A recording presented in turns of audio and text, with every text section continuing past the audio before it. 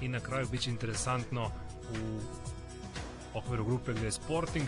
Naime, oni dočekaju Gil Vicente i ukoliko žele da prođu dalje, moraju da pobede.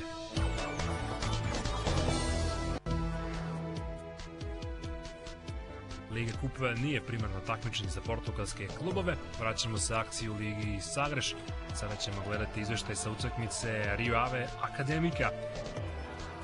Rio Ave ima samo jednu pobedu u prethodnih 6 utakmica. Akademika je prethodna 2 meča igrala kod kuće i osvojila samo 1 bod i prilično je bio nezadovoljan zbog toga trener Pedro Emanuel. Nadao se da njegov tim može na ovoj utakmici da eventualno nadoknadi propušteno. Ipak prvu šansu imali su domaći preko Joao Tomaša, a potom za goste preti Ederzito glavom pored gola. Siromašno prvo poluvreme završeno je bez golova. Malo više uzbuđenja bilo je u nastavku. Ovo je situacija kada je domaći golman Henderson zaustavio udarac Dioga Valentea.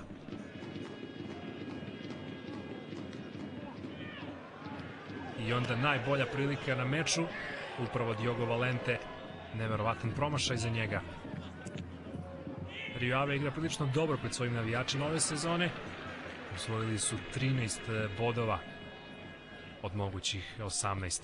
Ovo je bila šansa za Jazaldea, a potom situacija kada je Flavio Ferreira dobio crveni karton zbog ovog prekršaja, bio je poslednji igrač odbrane. Velika prilika za Rio Ave iz slobodnog udarca, ipak Vitor Gomes nije bio precizan. Igrača više do kraja meča nisu uspeli da iskoriste domaći fudbaleri, iako je prilika bila. Ovo je rezervista Kelvin.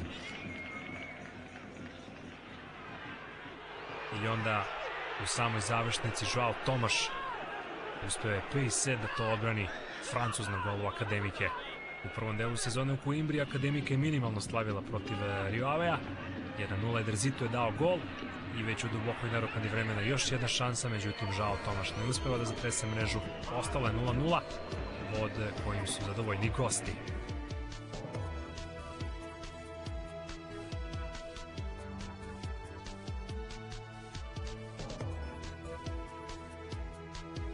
Leiria kao domaćin sada igra na gradskom stadionu Marinha Grande.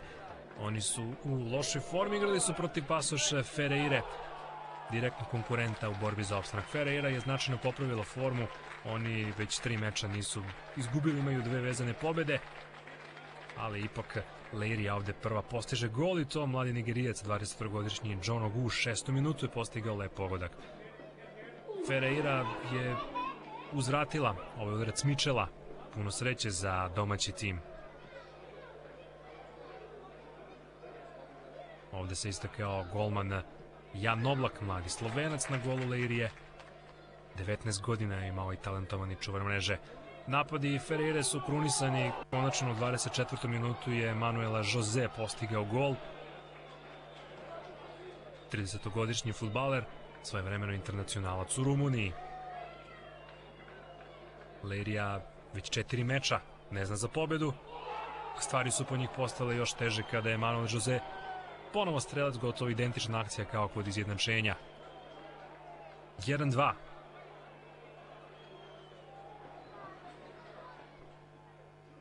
U prvom delu sezone Ferreira je dobila Leiriju 2-1, ali ovde nije bio kraj uzbuđenjima. Ponovo Ogu, 45. minut, 2-2.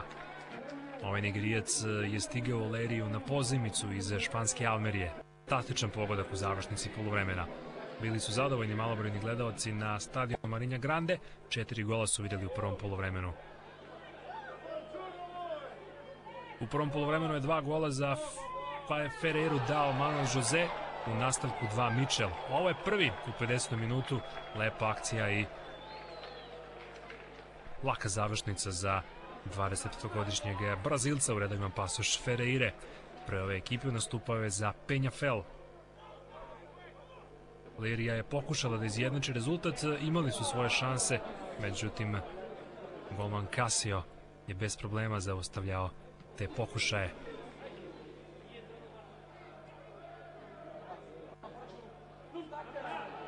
Ovo je šansa za Ogua da upiše hat-trick.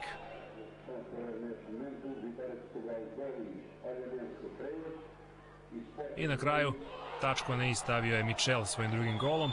15 minuta pre kraja, 2-4.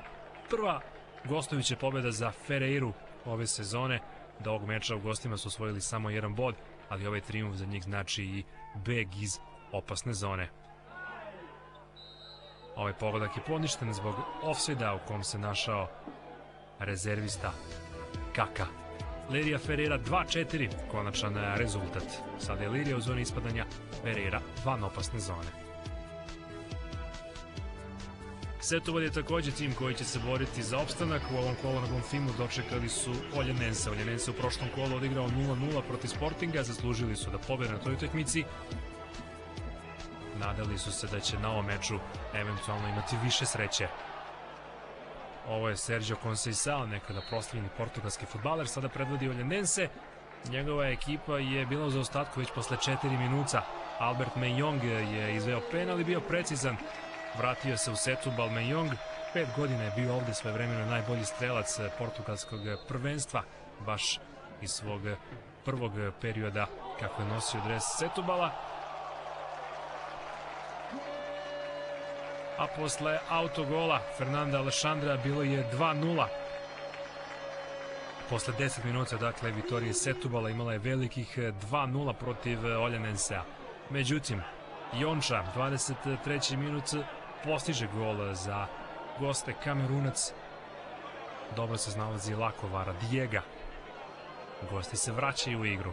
Imali su i oni podršku svojih navijača na ovom stadionu. Samo 5 minuta kasnije 2-2. Setubal je dao 2 gola za 5 minuta, Oljanense tako u istom razmaku 2 puta su pogađali, oba puta Jonča. Sada smo već u drugom poluvremenu. Oljanense je imao potpunu kontrolu nad igrom i onda je bilo pitanje vremena kada će postići gola i to se desilo 12 minuta pre kraja. Ismaili, levi bek, prvi gol u sezoni za veliki preokret. Setubal je vodio 2-0 posle 10 minuta, sada je 3-2 za Oljanense. Važna pobjeda za Oljanense. Zadovoljen je trener Sergio Conceição, Setubal u teškoj situaciji.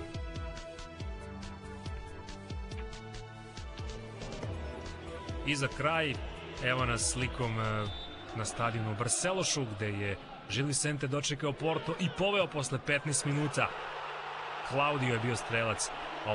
Ovaj defanzivac igra izuzetno efikasno ove sezone. Njegov 5. gol u sezoni, sjajno reagovao i uspeo da lobuje Eltona u ovoj situaciji. Richard je izveo prekid, Elton nepotrebno napustio gol liniju i savladan je. Porto je bio bez Hulka i još nekoliko povređenih igrača i jednostavno Porto je bio neprepoznatljiv na ovoj utakmici. Ovo je njihova jedina prilika u prvom poluvremenu. Alvaro Pereira je šutirao preko gola. Ostali pokušaji uglavnom su se svodili na udarce sa distance koji su bili neprecizni.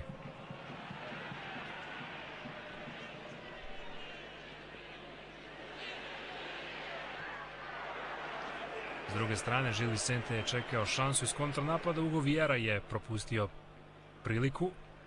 Međutim, nešto kasnije dosuđeni penal za domaći tim. Ovde je Otamendi igrao rukom.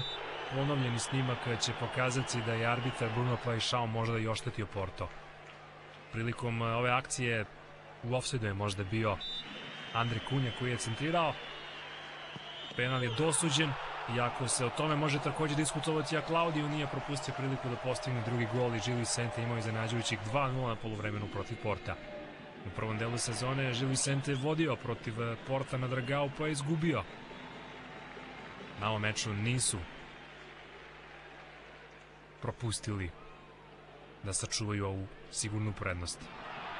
Ovaj gol je poništen zbog igranja rukom Stevena Defura.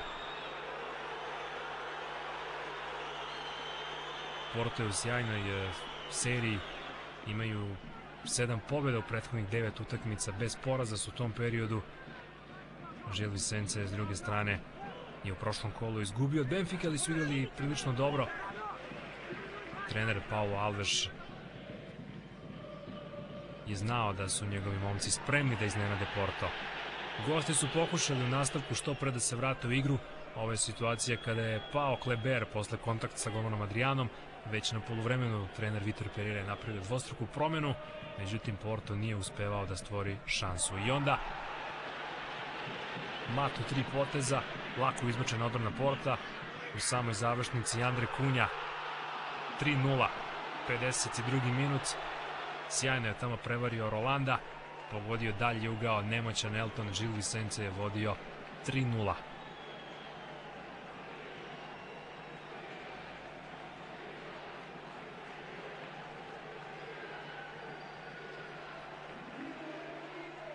Porto je u prvenstvu bio bez poraza 55 utakmica.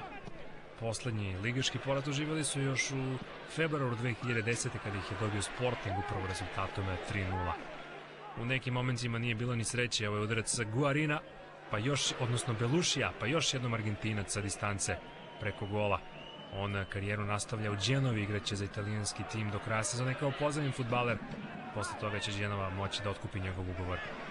Uspe Varela da postigne gol u 77. minutu, pojavio se tračak nade za goste, ali oni nisu uspeli da izbjegnu poraz. Šta više, u narednih nekoliko minuta nisu stvorili ni jednu pravu šansu, ponovo su pripretili tek u završnici utakmice.